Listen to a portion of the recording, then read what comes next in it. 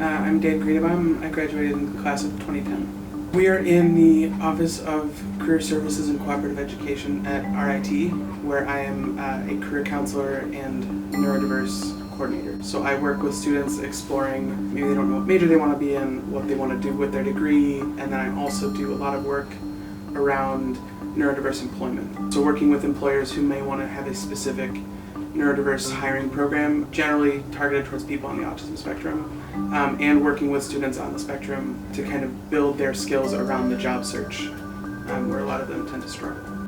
I have Asperger's, and it wasn't diagnosed as a kid, so we didn't know that that's what was going on, but I struggled a lot in public school, and I got bullied. The comparison for me from my old school to just everyone had like common decency. I still today keep in touch with friends from my grade who I met in those first couple of years. You know, faculty at Harley and administrators and people really, they care. And they also, I was friends with a lot of them. You know, one of them gave me a piece of artwork that's still on my wall today. He would doodle those, I think, during his staff meetings. And when I graduated, he gave me a couple of them. I made a comment to, I think, Dr. Sheridan. I said, you know, it's interesting, we only have US history on here, or European. There's nothing about the rest of the world.